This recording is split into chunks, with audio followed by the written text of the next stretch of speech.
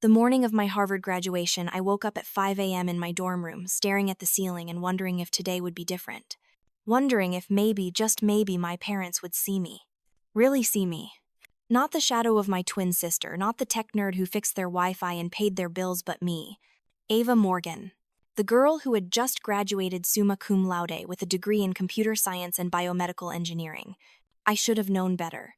Harvard Yard was magnificent that day, all red brick and ivy and centuries of tradition hanging in the humid June air. I stood there in my cap and gown diploma clutched in my slightly trembling hands, watching my mother sprint across the grass toward Amelia like she was the only person who had graduated that day. Which in her mind she probably was. Amelia. Oh my God, my baby mom threw her arms around my twin sister, nearly knocking her backwards. You did it. You're amazing. You're going to change the world. I was standing 3 feet away. 3 feet. Close enough to hear every word, close enough to see the tears streaming down my mother's face, close enough to feel the familiar ache of invisibility settling into my bones like an old friend. Dad was right behind her, his face split into the widest grin I had ever seen. He pulled out a thick cream envelope from his jacket pocket, the kind that screamed expensive stationery and careful planning. Amelia opened it with perfectly manicured nails, the kind I never had time to maintain because I was too busy working 3 part-time jobs to keep myself afloat while also secretly paying off their mortgage. A trip to Europe, Amelia shrieked loud enough that several other families turned to look. Oh my God, Mom, Dad, this is too much. 3 months, all expenses paid. Nothing is too much for you, sweetheart, Mom said, dabbing at her eyes with a tissue. You deserve the world, Amelia. You've worked so hard. I had worked hard too. I had worked myself into exhaustion, into carpal tunnel syndrome from coding late into the night, into a permanent tension headache from stress. But nobody was counting those hours. Nobody ever did. That was when I felt eyes on me. I turned slightly and saw Jason Thorne standing just behind Amelia, his arm casually draped across her shoulders. Jason, who had been my study partner freshman year. Jason, who I had stayed up with in the library until 3 a.m. helping him understand algorithms when he was failing. Jason, who I had maybe stupidly thought could be something more, until Amelia decided she wanted him and took him the way she took everything else that was mine. His eyes met mine for just a second. There was something there, maybe pity, maybe contempt, maybe just the uncomfortable awareness of being caught in the middle of family dysfunction. Then he looked away, laughing at something Amelia said, and I felt that familiar stab of dismissal pierce through me one more time. Ava. My mother's voice cut through my thoughts. She had finally noticed I existed. Come here, honey. The honey felt forced, obligatory, like she was checking off a box on her maternal duty checklist. I walked over my shoes, feeling like they were made of lead. Mom reached into her purse, that same Louis Vuitton bag I had helped pay for when Dad's investment in some crypto scheme had gone south, and pulled out a small, thin envelope. It was literally the size of a greeting card. Maybe smaller. I opened it. A Starbucks gift card slid out into my palm. $10. $10. For a moment, I genuinely thought it was a joke. I waited for the real gift, for the envelope with the check, for anything that would indicate I mattered even a fraction as much as Amelia did. But my mother was already turning back to my sister, already gushing about the itinerary she had planned for the European adventure. Ava, you need to learn to appreciate the little things, Dad said, his voice taking on that patronizing tone I knew so well. Life isn't always about grand adventures. Sometimes it's about the simple pleasures. A good cup of coffee, you know. A good cup of coffee. I had just graduated from Harvard with honors, and my father was giving me a lecture about appreciating coffee. I looked down at the gift card in my hand, at the bright green mermaid logo mocking me with its commercial cheerfulness. Behind me, I could hear Amelia squealing again, thanking Mom and Dad over and over, her voice full of genuine joy and excitement. She deserved it, I told myself. She had worked hard too. But the thought felt hollow, automated, like a script I had been running in my head for so long it had become background noise. Something inside me cracked. Not broke exactly. Cracked. Like a windshield with a tiny chip that you know is going to spread into 1,000 fractures the moment any pressure hits it. Right, I said quietly. The little things. I looked up at my family. Mom had her arm around Amelia, whispering something that made my sister laugh. Dad was beaming at them both like they were a Norman Rockwell painting come to life. Jason was taking photos on his phone, probably already planning the Instagram post that would get him maximum engagement. None of them were looking at me. I could have screamed. I could have thrown the gift card on the ground. I could have listed every single thing I had done for them over the past 4 years, every bill I had paid, every crisis I had fixed, every sacrifice I had made while they poured all their love and money into Amelia. But I didn't, because that would have been exactly what they expected. The dramatic outburst from Ava, the difficult daughter, the one who was never quite grateful enough, never quite feminine enough, never quite enough. Instead, I folded the envelope carefully, slipped it into my pocket, and turned away. I started walking. Not fast, not dramatically. Just walking one foot in front of the other, away from Harvard Yard, away from the sounds of celebration, away from my family. Ava, Ava, where are you going? I heard Dad call after me, but his voice was half-hearted, easily drowned out by Amelia's laughter. I kept walking. What my parents didn't know, what nobody knew except me and my bank statements, was that I had been paying their mortgage for the past 18 months. Not contributing to it. Paying it. All of it. It had started during my junior year. Dad had come to me in a panic, his face gray with stress. He had made some bad investments, he said. Nothing serious, just a temporary setback. The mortgage payment was due and he was short. Just this once. Could I help out? He would pay me back next month, he promised. I had said yes, of course. Because that was what I did. I said yes. I helped. I fixed things. Next month came and went. No repayment. Then came the explanation. Things were still tight, but they were turning around, he could see it. Just one more month. I said yes again. One more month became 2, became 6, became 18. The promises to pay me back became less frequent, then stopped altogether. It became assumed that I would handle it. After all, I was doing so well with my internships and freelance coding work. I could afford it, right? What they didn't see were the nights I stayed up until 4 a.m., taking on extra projects, debugging code for startups who paid in equity instead of cash-eating ramen for weeks at a time. What they didn't see was the stress, the exhaustion, the slow erosion of my own financial security and my own dreams because I was too busy funding theirs. And what really killed me was that they had money for Amelia's trip. 3 months in Europe, all expenses paid. That was at least $20,000, probably more, knowing Mom's taste for luxury hotels. They had $20,000 to send Amelia on a vacation, but they needed me to pay their mortgage. The math didn't math. But then again, it never had. Not when it came to how they valued their daughters. I walked all the way back to my dorm, my mind cycling through memories with the kind of clarity that only comes with rage mixed with exhaustion. I thought about the piano recital when I was 10, how I had practiced for months, how I had played Chopin perfectly, how Mom had told me I needed to be more gentle, more emotional, that music wasn't just mathematics. Then Amelia had gotten up and played with 3 wrong notes and a timing issue, and Mom had cried and said she played with her whole heart. I thought about the family dinners where I had talked about my dreams of developing medical software, of creating technology that could save lives, of making a real difference. Dad had laughed and said I was always so serious, so technical. You'll never find a husband if you can't talk about anything but computers, he had said. Then Amelia had announced she wanted to study economics and maybe go into fashion marketing, and they had practically thrown a parade. I thought about every technical problem I had fixed for them. Every time the Wi-Fi went down and Dad called me instead of the support line. Every time Mom's laptop got a virus and I spent hours cleaning it. Every time they needed help with online banking, with tax software, with anything involving technology. I was useful then. I was valuable then. Just not valuable enough to matter. I packed that night. Not everything, just what I needed. My laptop, my external hard drives with all my code and research, my important documents. I had learned to live lean over the past few years, to not get attached to things. It made packing easier. The most important things I packed were in a folder I had been maintaining for the past year and a half. Every bank statement showing my transfers to the mortgage company. Every email confirmation.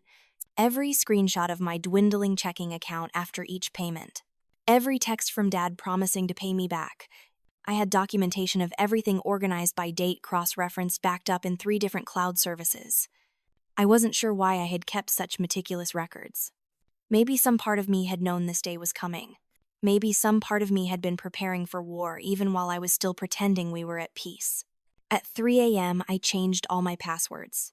Bank accounts, email, cloud storage, social media, everything. I removed my parents from my iCloud family plan, from my Netflix account, from my Amazon Prime. Every digital connection I had to them I severed. Then I called the mortgage company and removed myself from the autopay I had set up. I wasn't mean about it. I didn't cancel a payment that was already processing. I just made sure no future payments would come from my account. I sat in my dorm room and watched the sun come up over Cambridge, and I felt something I hadn't felt in years. I felt light. Not happy exactly. Not yet. But light. Like I had been carrying something impossibly heavy and had finally been given permission to set it down. Except I hadn't been given permission. I had given it to myself. I left Boston that morning, drove my beat-up Honda to Cambridge, and signed a lease on a small one-bedroom apartment. It was tiny, the heating was questionable, and the bathroom tiles were from approximately 1987, but it was mine. Only mine. No family photos on the walls. No memories of being overlooked. No ghosts of the daughter I had tried so desperately to be. I started my job at Meatview Labs 2 weeks later. It was a small biotech startup working on predictive health monitoring systems. The work was intense, challenging, exactly what I needed. My boss, the lead researcher, told me within my first week that I was the smartest person he had ever worked with. I almost cried. Not because I needed the validation, but because it had been so long since anyone had seen my intelligence as an asset rather than an inconvenience. 3 months passed. I threw myself into work with the kind of focus that only comes from having nothing else to lose. I coded until my eyes burned. I debugged algorithms in my dreams. I revolutionized their data processing system and cut their analysis time in half. And I didn't call home. Not once. They called me, of course. At first, it was the usual check-ins from Mom asking how I was settling in, reminding me about Amelia's birthday, mentioning that Dad was stressed about some work thing. I responded with short, polite texts. I'm fine. Tell Amelia happy birthday. Hope Dad feels better. Then the calls started getting more frequent. More urgent. I ignored most of them. I was busy. I was building something. I was building myself. The first real confrontation came on a Tuesday in September. I was in the lab working on a machine learning model when my phone rang for the 15th time that day. I finally answered, stepping out into the hallway. Ava, thank God, Mom's voice was shrill with panic. Why haven't you been answering? The bank sent us a notice. They're saying the mortgage payment was declined. There must be some mistake. I leaned against the wall, my free hand gripping my laptop bag. It's not a mistake, Mom. There was a pause. A long one. I could hear Dad's voice in the background asking what was going on. What do you mean it's not a mistake? Ava, what did you do? I stopped paying your mortgage, I said calmly. I don't live there anymore. I'm not responsible for your house. What Dad had grabbed the phone. His voice was trembling with fury. Ava, you can't just stop paying the mortgage. We're a family. You have an obligation. I almost laughed. Almost. An obligation. Dad, I've been paying your mortgage for 18 months. 18 months. Do you know how much money that is? Do you have any idea what I sacrificed to keep your house? We told you we'd pay you back, Dad shouted. We just needed time. You had 18 months, I said. And instead of paying me back, you sent Amelia to Europe for the summer. You spent $20,000 on a vacation for her while I was eating ramen and taking extra freelance jobs to pay your bills. That's different, Mom had taken the phone back. Her voice had that quality it always got when she was trying to explain away something indefensible. Amelia worked so hard. She deserved a break. You've always been so good with money, Ava. We thought you could handle it. I could handle it, I said quietly. But I shouldn't have had to. And I'm not going to anymore. So what, you're just going to let us lose our house, Dad, again, his voice cracking. Your childhood home. Where are we supposed to go? I don't know, Dad. Maybe you could get jobs. Maybe Amelia could come home from her gap year in Europe and help out. Maybe you could sell some of those things you bought when you supposedly couldn't afford the mortgage. You're being selfish, Mom said, and there it was. The word they always used when I dared to prioritize myself. You're being cruel and selfish, and I don't even recognize you anymore. Good, I said. Maybe you should take some time to get to know who I actually am. Instead of who you needed me to be. I hung up. My hands were shaking. I stood in that hallway for 10 minutes, breathing deeply, waiting for the guilt to come. The guilt always came. I had been trained my entire life to feel guilty for having needs, for having boundaries, for taking up space.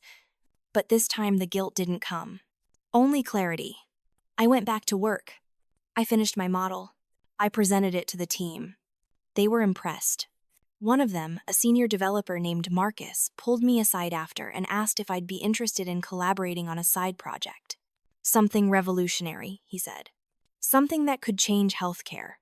I said yes. That project became Novamind Health Design. We worked on it nights and weekends, fueled by pizza and ambition and the kind of creative energy that comes from working on something you actually believe in. We developed an AI system that could predict health crises before they happened, analyzing patient data in real time to identify patterns that human doctors might miss. It was brilliant. It was innovative. It was mine. The calls from my parents intensified. They left voicemails, sent emails, tried to friend request me on Facebook. I ignored most of it. I was too busy building my future to worry about their financial crisis. Then 4 months after I had stopped paying, I got a notification from my bank.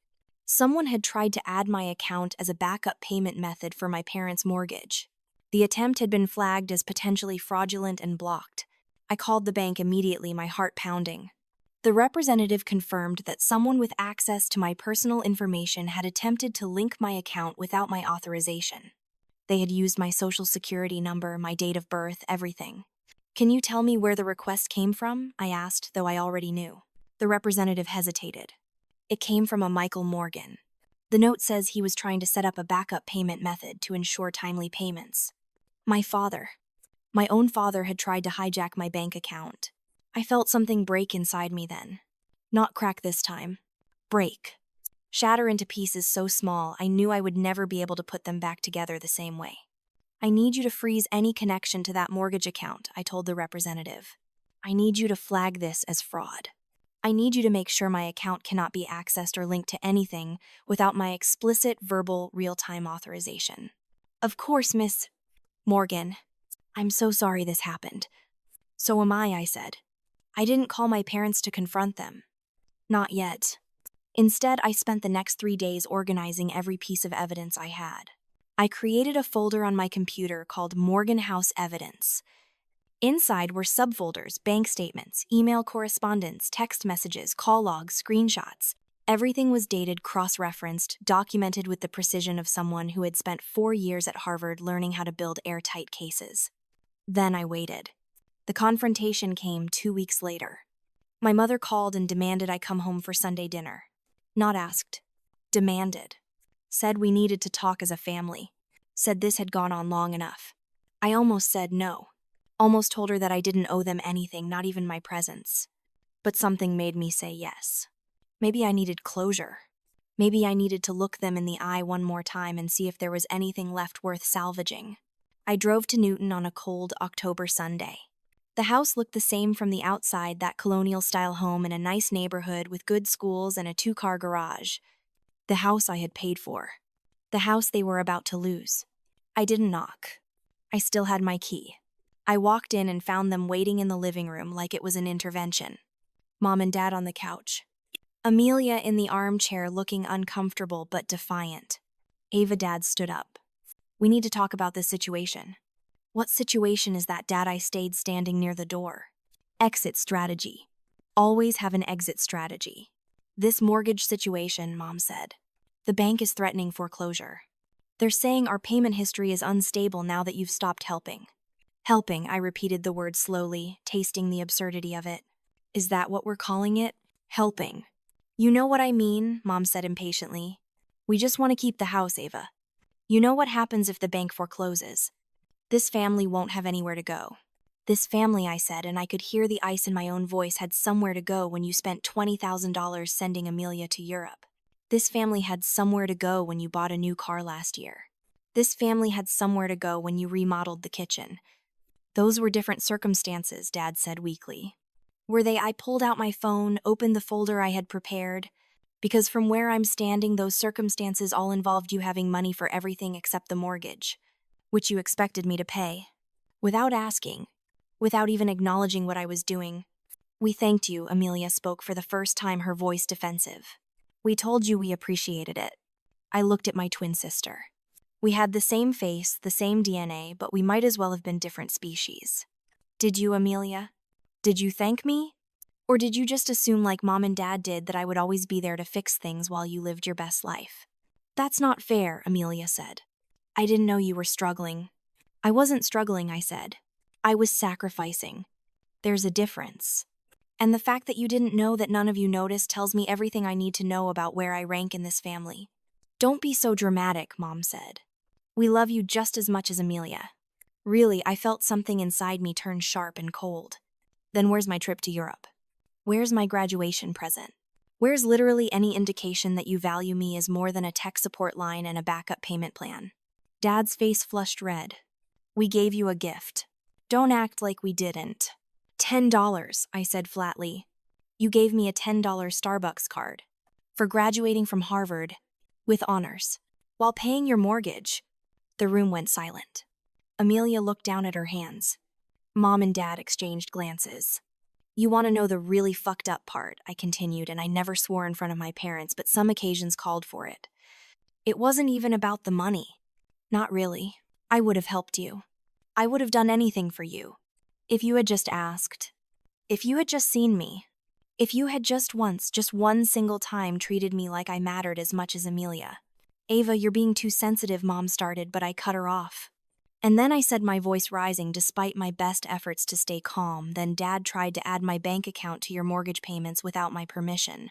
Do you understand what that is? That's fraud. That's actual criminal fraud. Dad's face went from red to white. I was just trying to set up a backup. To protect us. To protect you, I corrected.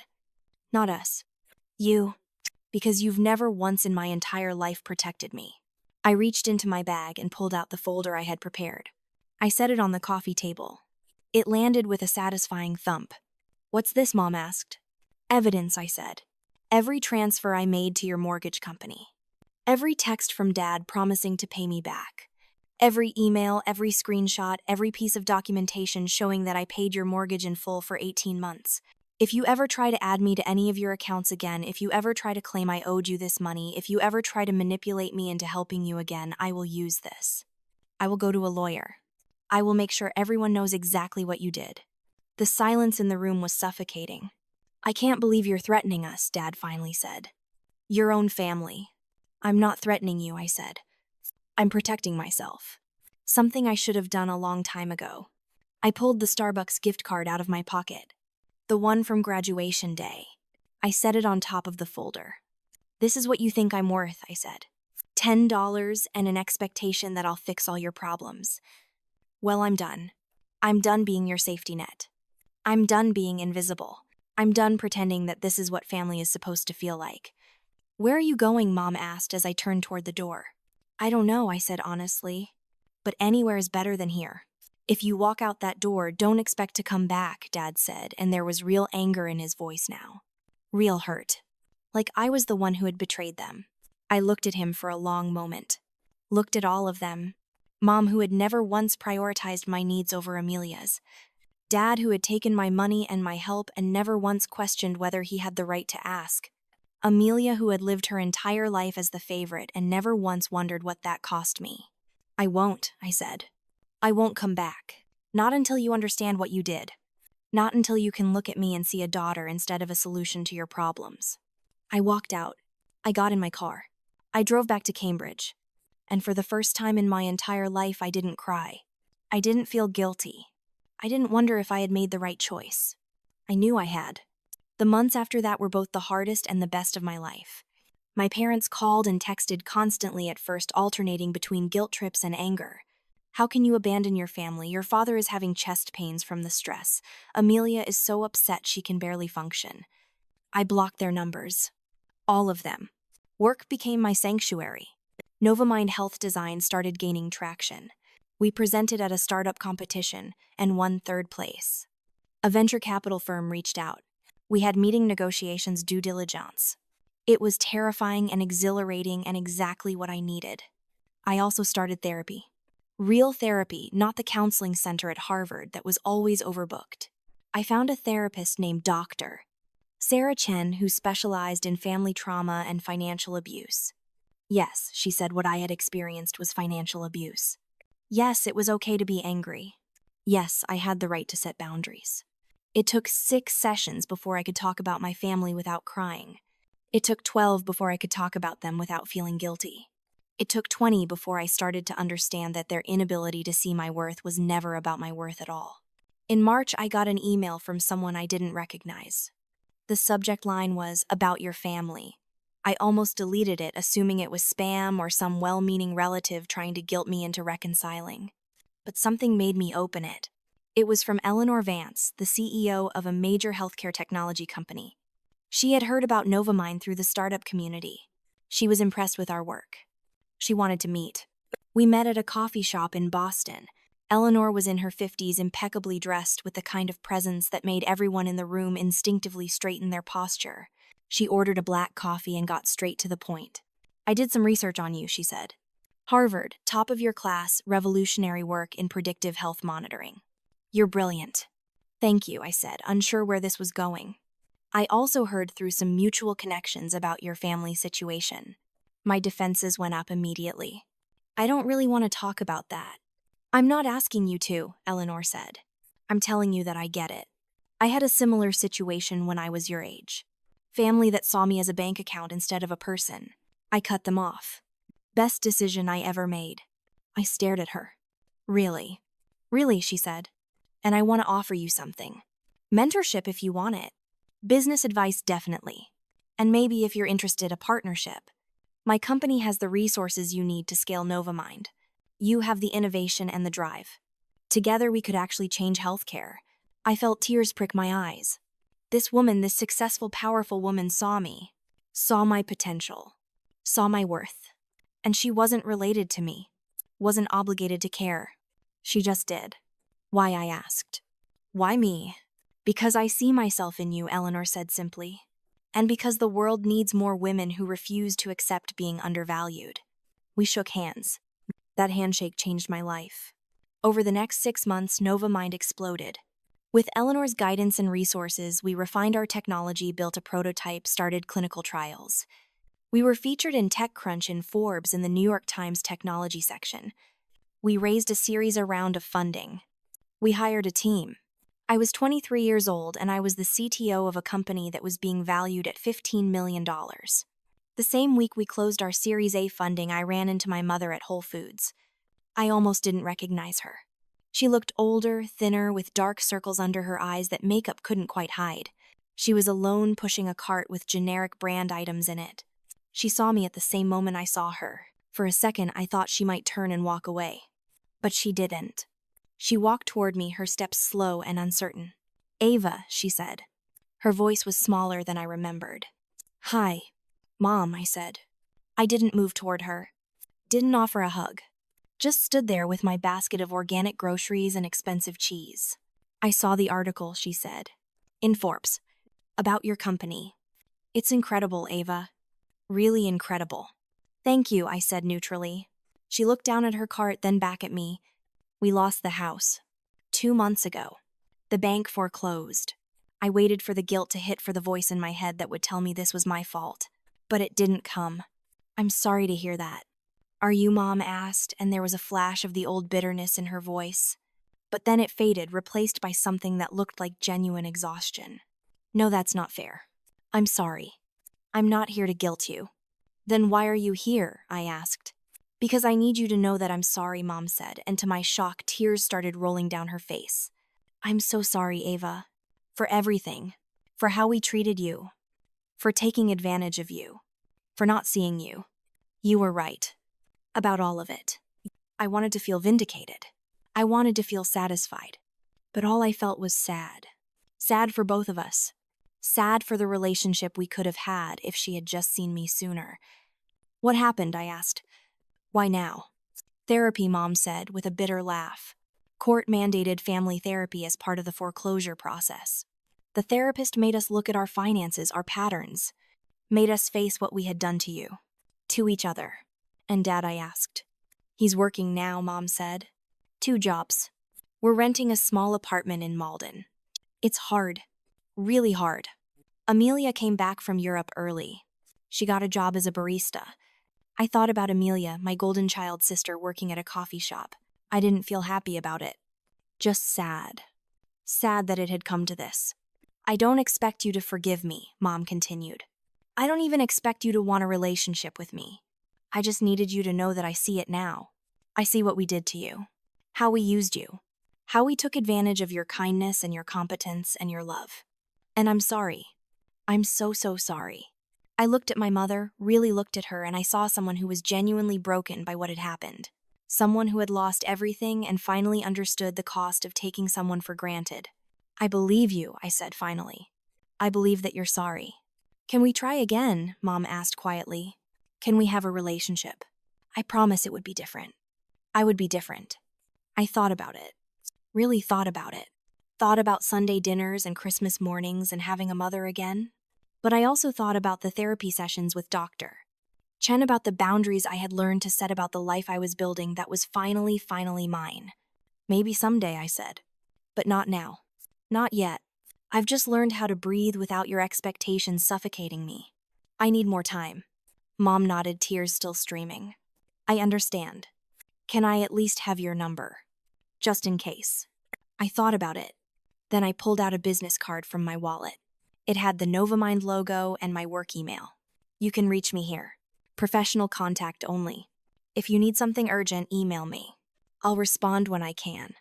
It wasn't a reconciliation, but it wasn't a complete severing either. It was a boundary. A healthy one. Mom took the card with shaking hands. Thank you, Ava. Really. Thank you. We didn't hug. We didn't make plans. I just nodded and walked away, leaving her standing in the produce section of Whole Foods looking smaller and sadder than I had ever seen her. I cried in my car. Not for what we had lost, but for what we never really had in the first place. 3 months later, I stood on a stage at TEDx Harvard Medical Innovation. The auditorium was packed with doctors, researchers, entrepreneurs, investors. Eleanor was in the third row, smiling proudly. Marcus and the rest of my team were scattered throughout the audience. I had been asked to speak about Novamind, about our technology, about the future of predictive healthcare. But when I got up on that stage, when I looked out at all those faces, I knew I needed to talk about something else first.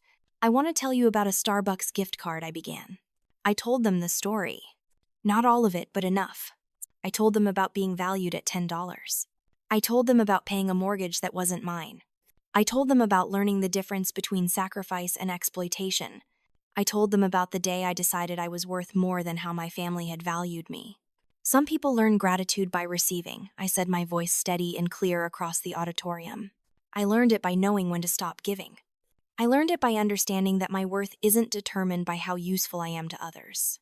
I learned it by walking away from people who saw me as a solution instead of a person. The audience was completely silent. I could see some people leaning forward in their seats, completely engaged. Novamind exists because I finally valued myself enough to invest in my own dreams instead of funding someone else's, I continued. This technology that we're developing, this system that could save thousands of lives by predicting health crises before they happen, it exists because I decided I was worth saving too. I paused, looking out at the sea of faces. And if there's anyone in this audience who's wondering if they should keep sacrificing themselves for people who don't appreciate them, who's wondering if it's selfish to prioritize their own well-being, who's drowning under the weight of other people's expectations, I want you to know this. You are not a support system. You are not a backup plan. You are not an insurance policy. You are a human being with dreams and needs and value that exists completely independent of what you can do for others. The applause started before I even finished the sentence. It built slowly, then crescendoed into a standing ovation. I saw Eleanor wiping her eyes. I saw Marcus grinning like an idiot. I saw people I didn't even know standing and clapping, and I realized that my story, my pain, my journey had resonated with more people than I could have imagined. When the applause finally died down, I finished my talk. I talked about the technology, about our clinical trials, about the future of healthcare. But I knew, and I think everyone else knew too, that the most important part of my talk had already happened. After I left the stage, I was swarmed by people. Investors wanting to talk funding, researchers wanting to collaborate. But also dozens of people, mostly women, who just wanted to shake my hand and say thank you, or I needed to hear that, or I'm going through the same thing. One woman, probably in her 50s, grabbed my hand and held it tight. I've been paying my son's rent for 3 years, she whispered. I'm going to stop. Thank you for giving me permission. You don't need my permission, I told her gently, but I'm glad I could help. The weeks after the TEDx talk were surreal. The video went viral, not tech industry viral, but actual viral. 3 million views in the first week. 5 million by the end of the month. I was invited to give talks at other conferences, to be interviewed on podcasts, to write op-eds about family dynamics and financial boundaries. I said no to most of them. I wasn't interested in becoming the poster child for estranged daughters everywhere. I just wanted to build my company and live my life. But I did say yes to one thing. Eleanor suggested we start a fellowship program at Novamind, specifically for women in tech who were supporting themselves or dealing with financial pressure from family. We called it the Novamind Independence Fellowship. It provided not just money but mentorship, therapy, resources, legal aid if needed, and a community of people who understood. The first year we had 200 applicants. We could only accept 10. Reading their stories broke my heart. So many brilliant women drowning under the weight of other people's needs. So many was paying mortgages and tuitions and medical bills while their own dreams gathered dust. One of our fellows, a 24-year-old named Priya, told me during orientation that she had been sending 70% of her paycheck back to her parents in India, living on ramen and tap water, sleeping 4 hours a night because she was working 2 jobs. I thought it was normal, she said. I thought that's just what you do for family. It's not, I told her. Love shouldn't cost you everything. She cried. I held her while she cried. And I thought about how many versions of myself were out there, how many people needed to hear that it was okay to choose themselves. A year after the TEDx talk, on a cold November evening, I was working late in my office at Novamind when I got an email from an address I didn't recognize. The subject line was just my name, Ava. I almost deleted it. I got a lot of emails from strangers now, most of them well-meaning but time-consuming. But something made me open it. It was from Amelia. Hi, Ava, it began. I know you probably don't want to hear from me. I wouldn't blame you if you deleted this without reading it. But I need to try. I'm writing to say I'm sorry. Not because Mom told me to, not because I think it will fix anything, but because I genuinely, truly am sorry for everything. I was jealous of you. I know that sounds crazy because I was the favorite, but I was jealous of how smart you are, how capable, how you could fix anything. I was jealous that you didn't need constant validation the way I did. I was jealous that you were actually good at things instead of just pretending to be. So I took advantage of it. I let Mom and Dad treat you like the responsible one while I got to be the fun one.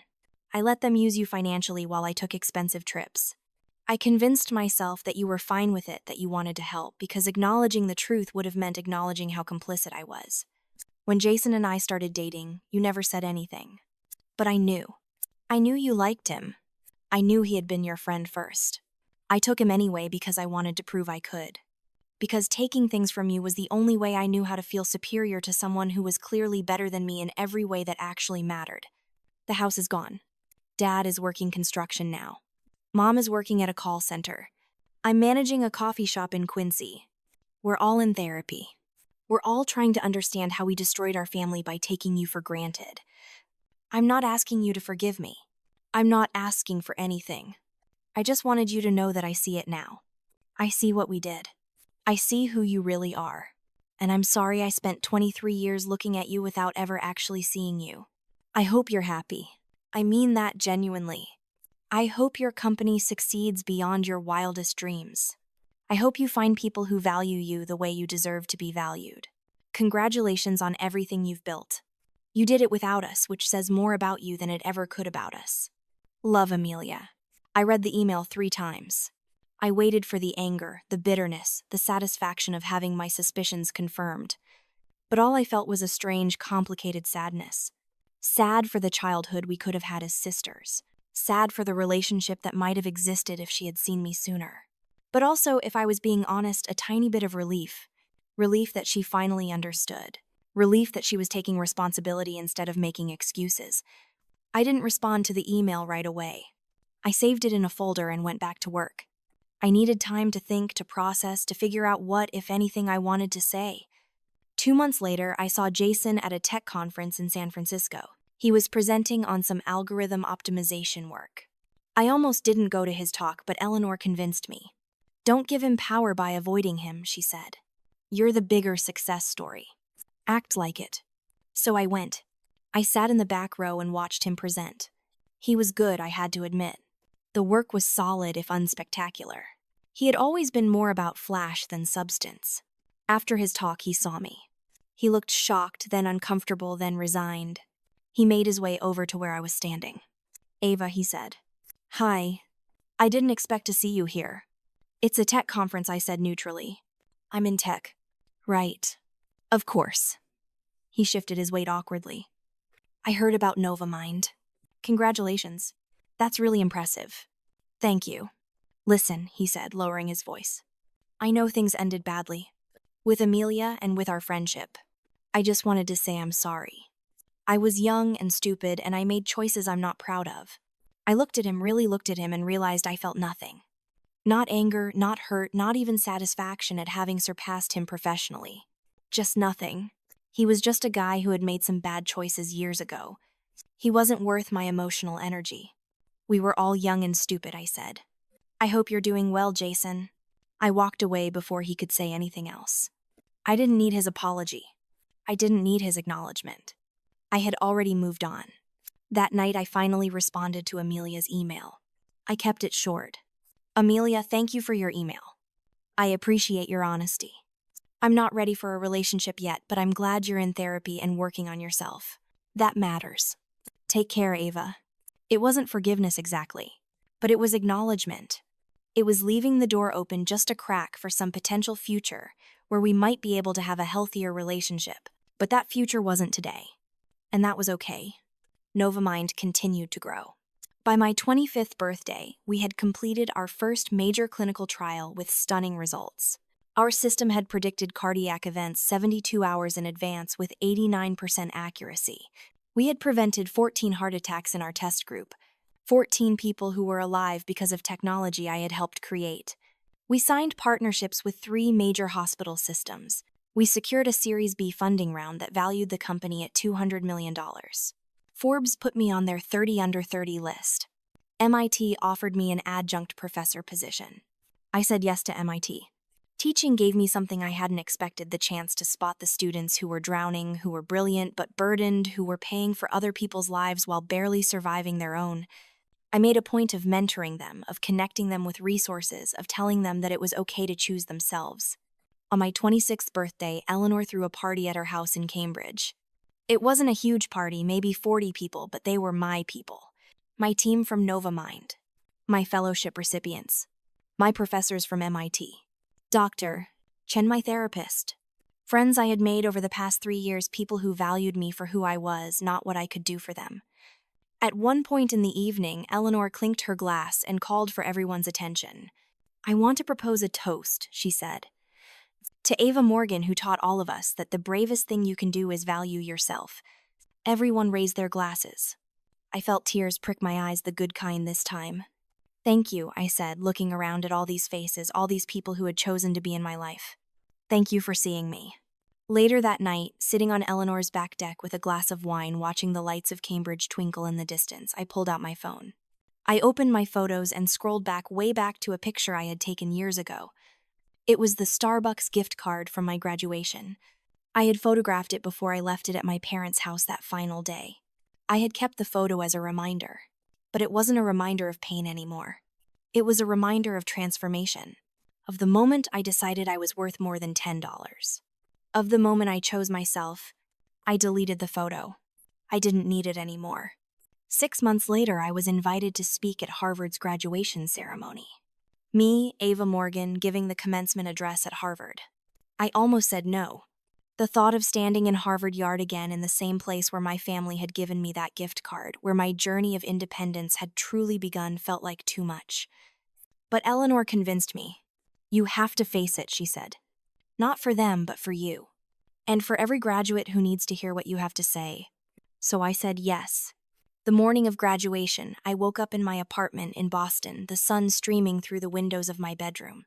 I had bought the apartment a year ago, a beautiful 2-bedroom with exposed brick and huge windows overlooking the harbor. It was mine, every square foot of it paid for with money I had earned doing work I loved. I put on my navy blue dress, simple but elegant. I did my hair and makeup carefully. I looked at myself in the mirror and saw someone I barely recognized. Not because I had changed physically, but because the person looking back at me stood differently. Taller, prouder, freer. I drove to Harvard with Eleanor. We didn't talk much during the drive. She just reached over and squeezed my hand once. "You've got this," she said. Harvard Yard was exactly as I remembered it. Exactly as it had been 4 years ago when I had stood there with a gift card in my hand and a crack in my heart. But this time I wasn't standing there as someone's disappointment. I was standing there as the commencement speaker. I took my place on the stage, sitting with the president of the university and the other distinguished guests. I looked out at the sea of graduates in their caps and gowns. So young, so full of hope and fear and uncertainty. I had been one of them once. When it was my turn to speak, I walked to the podium. The crowd settled into silence. I took a deep breath and began. 4 years ago, I sat where you're sitting now, I said. I was graduating from Harvard with honors, with a double degree in computer science and biomedical engineering, with a future that should have been full of possibilities. And I was holding a $10 Starbucks gift card that my parents had given me as a graduation present. I paused, letting that sink in. I could see some graduates exchanging glances, some parents shifting uncomfortably. "I'm not telling you this for sympathy," I continued. "I'm telling you this because that $10 gift card taught me the most important lesson of my life, that your value is not determined by how other people value you. It's determined by how you value yourself." I told them an abbreviated version of my story. The mortgage payments, the expectations, the moment I decided to leave the journey of building Novamind. I told them about the fellowship program, about the hundreds of women who had reached out to say they were going through similar situations. Some of you are graduating today into families who will celebrate you appropriately, who will support you unconditionally, who will value you for exactly who you are, I said. If that's you, be grateful. Cherish those people. Never take them for granted. I paused again, making eye contact with different sections of the audience. But some of you are graduating into families who will expect you to be their safety net, their solution, their backup plan. Some of you will be asked to sacrifice your dreams to fund theirs. Some of you will be told that setting boundaries is selfish, that prioritizing your well-being is cruel, that choosing yourself is betrayal. I could see some graduates nodding, tears in their eyes. If that's you, I want you to hear this clearly. You are allowed to choose yourself. You are allowed to set boundaries. You are allowed to build a life that serves your dreams instead of constantly serving others. You are allowed to walk away from relationships that diminish you, even if those relationships are with family. My voice grew stronger, more passionate. Someone once told me that I should learn to appreciate the little things. And they were right, but not in the way they meant. I did learn to appreciate the little things. I learned to appreciate the small moments of respect, the tiny acknowledgments of my worth, the quiet validations of my existence. And when I stopped receiving even those little things from my family, I learned to give them to myself. I looked directly at the camera that was recording this, thinking about all the people who would watch this later, all the Waz and Priyas and countless others who needed to hear this message. Your education is yours. Your dreams are yours. Your future is yours. Don't let anyone, not even family, convince you that you owe them your life in exchange for their love. Real love doesn't come with debt. I finished my speech with practical advice about navigating the professional world, about innovation and perseverance and the future of technology. But I knew, and everyone else knew, that the heart of my message had already been delivered. The applause when I finished was thunderous. As I walked back to my seat, I saw Eleanor in the crowd, openly crying. I saw some of my fellowship recipients standing and cheering. I saw graduates hugging each other, parents looking thoughtful, faculty members nodding in approval. After the ceremony, I was mobbed. Graduates wanting photos, parents wanting to introduce themselves, faculty wanting to tell me how moved they were. One mother came up to me with tears streaming down her face. "I have 2 daughters," she said. "After hearing you speak, I realized I've been treating them the way your parents treated you and your sister. Thank you for opening my eyes. I'm going to do better." "That's all any of us can do," I told her gently. "Recognize the problem and do better." As the crowd dispersed, I found myself standing alone for a moment in Harvard Yard. I closed my eyes and felt the sun on my face. I thought about the girl I had been 4 years ago, standing in this exact spot holding a gift card and feeling worthless. I thought about everything I had built since then. Not just Novamind, not just my career, but myself. My sense of worth. My boundaries. My life. Ava. I opened my eyes. And there, standing a few feet away, were my parents. They looked older, smaller somehow. Mom's hair was more gray than I remembered. Dad had lost weight, and not in a healthy way. They were holding hands, which was something I didn't remember them doing much when I was growing up. For a moment, none of us said anything. We just looked at each other across the distance of 4 years and countless hurt feelings. "We came to hear you speak," Mom finally said. Her voice was quiet, almost timid. "We didn't know you'd be here.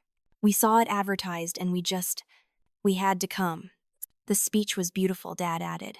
"Really beautiful, Ava." I waited for the anger, for the defensiveness, for all the speeches I had rehearsed in my head over the years. But they didn't come. I just felt tired and sad and oddly at peace. "Thank you," I said simply. "We've been in therapy," Mom said. "All of us. For 2 years now. We're trying to understand what we did. Why we did it. How we can be better." "That's good," I said. And I meant it. "We don't expect you to forgive us," Dad said. "We don't even expect you to want a relationship with us. We just wanted you to know that we're sorry. Truly, deeply sorry. And we're proud of you. So incredibly proud." I felt tears prick my eyes. Not because I needed their pride, but because it was still nice to hear. Because some small part of me, the little girl who had played piano perfectly and been told she needed to be more gentle, still wanted her parents' approval. "I appreciate that," I said. "I really do. Could we maybe get coffee sometime?" Mom asked hopefully. "Just to talk. No pressure, no expectations. Just coffee." I thought about it. Really thought about it. Thought about all the therapy I had done, all the boundaries I had learned to set, all the work I had put into healing. Thought about whether I was ready for this. Whether I wanted this. Maybe I said finally, "Give me your number. I'll reach out when I'm ready." If I'm ready. Mom's face lit up with hope. She quickly recited her number and I typed it into my phone. No promises, no timeline. Just a possibility. "Thank you," Mom whispered. "Thank you for even considering it." We stood there awkwardly for another moment. Then Mom stepped forward and gently, tentatively hugged me. Just a brief hug, barely more than a squeeze. But it was something. When they left walking away across Harvard Yard hand in hand, I didn't feel triumphant or vindicated. I just felt okay. They had heard my speech. They had seen my success. They had acknowledged their mistakes. That was enough. Whether we ever had a relationship again, that was enough. I walked back to where Eleanor was waiting by her car. "How are you feeling?" she asked. "Honestly," I said, "I feel free." She smiled. "Good. That's exactly how you should feel." We drove back to Boston and went to my apartment. I had a surprise planned for her. For months, I had been working on something, a project completely separate from Novamind. I had been documenting the stories of our fellowship recipients, turning them into a book. A guide for women dealing with family financial abuse and emotional manipulation. I wanted to call it The Price of Silence. I showed Eleanor the manuscript. She read the first few chapters right there, tears streaming down her face. "Ava, this is incredible," she said. "This is going to help so many people." "That's the idea," I said. "I figure if I had to learn these lessons the hard way, I might as well make sure other people have a roadmap." The book came out 8 months later. It became a bestseller. Not a massive blockbuster bestseller, but a steady word-of-mouth success. The kind of book that people bought for their friends, for their daughters, for themselves when they were ready to make a change. I got letters. Hundreds of them. From women who had finally stopped paying their parents' rent. From men who had set boundaries with demanding siblings. From adult children who had learned they didn't owe their parents their entire lives just because they had been born. One letter in particular stuck with me. It was from a 22-year-old named Sarah. "I was about to drop out of college to support my family financially," she wrote. "Then I read your book. I realized I was allowed to finish my education. I was allowed to have dreams. I stayed in school. I'm graduating this spring. Thank you for giving me permission to choose myself." I framed that letter and hung it in my office at Novamind right next to the framed Starbucks gift card. Yes, I had gone back and retrieved it from my parents' house eventually. Not as a symbol of pain, but as a symbol of transformation. A reminder of where I started and how far I had come. 2 years after the Harvard commencement speech, Novamind was acquired by one of the largest healthcare companies in the world for $800 million. I stayed on as CTO, ensuring that our technology would continue to develop and help people. The fellowship program was endowed in perpetuity. We could now help 50 women a year instead of 10. I was 28 years old and financially set for life. But more importantly, I was happy. Really genuinely happy. Not the frantic happiness of achievement or the vindictive happiness of revenge, but the quiet, steady happiness of someone who had built a life they actually wanted to live. I did eventually have coffee with my parents. Just once, about 3 years after the Harvard speech. We met at a neutral Starbucks, ironically. We talked for an hour. They told me about their therapy, their jobs, their small apartment. I told them about Novamind, about the book, about my life. It was cordial, even pleasant. But it wasn't a reconciliation. It was just two parties acknowledging a shared history and wishing each other well. At the end of coffee, Mom pulled out an envelope. "We wanted to give you this," she said. "It's not enough, it will never be enough, but it's a start." I opened it. Inside was a check for $18,000. The exact amount I had paid on their mortgage calculated with interest. "We've been saving for 2 years," Dad said. "A little bit from each paycheck. We wanted to pay you back." I looked at the check for a long moment. Then I tore it up. "Keep it," I said gently. "Use it to pay off your debt or save for retirement. I don't need it. I never did it for the money. I did it because I loved you. The problem was never that I helped. The problem was that you expected it and never appreciated it." Mom started crying. Dad looked like he might too. "I've forgiven you," I continued. "I forgave you a long time ago. But forgiveness doesn't mean returning to how things were. It means accepting what happened and choosing to move forward without carrying the anger. I've moved forward. I've built a life I love with people who value me. That's enough." We said goodbye. They understood that I wasn't going to be a regular part of their lives. But we weren't enemies either. We were just people who had hurt each other and were all trying to heal in our own ways. The last time I saw Amelia was completely by chance. I was at a tech conference in Austin, and I stopped at a coffee shop near the convention center. She was behind the counter wearing a green apron and a name tag. She looked good, healthier than I remembered. Her hair was shorter. She seemed older, but in a good way. More grounded. She saw me at the same moment I saw her. Our eyes met. For a second I thought about leaving, about avoiding the whole awkward interaction, but something made me stay in line. When I got to the counter, she smiled tentatively. "Hi, Ava." "Hi, Amelia. I didn't know you were in Austin." "I moved here about a year ago," she said. "Fresh start, you know. I'm actually the manager now. It's not glamorous, but it's honest work. I like it." "That's great," I said, and I meant it. "Can I make you something? On the house?" "Sure. Just a regular coffee black." While she made my coffee, we made small talk. She told me she was still in therapy, that she had paid off her credit card debt, that she was dating someone nice who worked at a bookstore. She asked about Novamind, but not in an envious way. Just genuinely curious. When she handed me the coffee, she said, "I saw your book. I read it. It was really good, Ava. Really honest." "Thank you," I said. "I'm in it, aren't I?" she asked quietly. Not by name, but I recognized the story about the sister who got the Europe trip. "Yeah," I said. "You're in it." She nodded. "I deserved it. All of it. Everything you wrote about how family can take advantage of the responsible one while celebrating the reckless one. It was all true." "It was true for us," I said. "But you're different now. You're working on yourself. That matters." "Are we ever going to be sisters again?" Amelia asked, her eyes filling with tears. "Like really sisters. Not just people who share DNA." I thought about it. Really thought about it. "I don't know," I said honestly. "Maybe someday. But it won't be the relationship we had before. It can't be. That relationship was broken. If we're going to have something, it has to be something new. Built on respect and equality and honest communication." "I'd like that," Amelia said. "Whenever you're ready. If you're ever ready, I'll be here." I nodded. Took my coffee. Started to walk away. Then I turned back. "Amelia, for what it's worth, I'm glad you're doing better. I'm glad you're working on yourself. And I'm glad you're happy." "Same to you, Ava," she said, smiling through tears. "I'm really genuinely glad you're happy. You deserve it." I left the coffee shop and walked back to the convention center. I didn't know if Amelia and I would ever have a real relationship again. But for the first time, it felt like a possibility instead of an impossibility. And that was something. Now at 29, I sit in my office at Novamind, looking at the city of Boston spread out beneath me. On my wall hangs the Starbucks gift card in its frame next to my Forbes 30. Under 30 profile, next to photos of our fellowship recipients, next to the letter from Sarah saying I had changed her life. I think about that girl I was at 22, standing in Harvard Yard holding a gift card and feeling worthless.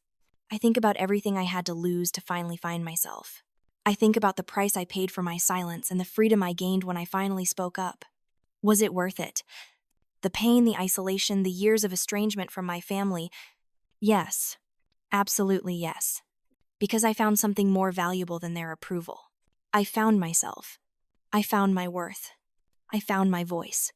And I learned the most important lesson of all, that gratitude isn't about accepting whatever scraps people throw you. It's about knowing your own value and refusing to settle for less than you deserve. I learned gratitude just not the way my parents wanted me to learn it. I learned it by knowing when to stop giving. I learned it by understanding that I deserved more than a $10 gift card and a lifetime of expectations. I learned it by walking away from people who couldn't see my worth and building a life with people who could. That $10 gift card was the best gift my parents ever gave me. Not because it was valuable, but because it showed me exactly how little they valued me. And that knowledge, painful as it was, set me free. I am Ava Morgan. I am 29 years old. I am the CTO of a successful healthcare technology company. I am a best-selling author. I am a mentor to dozens of women.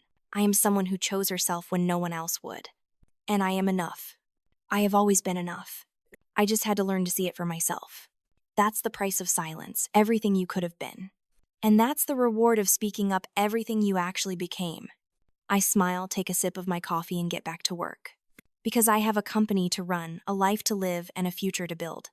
And this time I'm building it on my own terms. Not as someone's ATM. Not as someone's backup plan. Not as someone's disappointment. Just as me. Finally, beautifully, triumphantly me.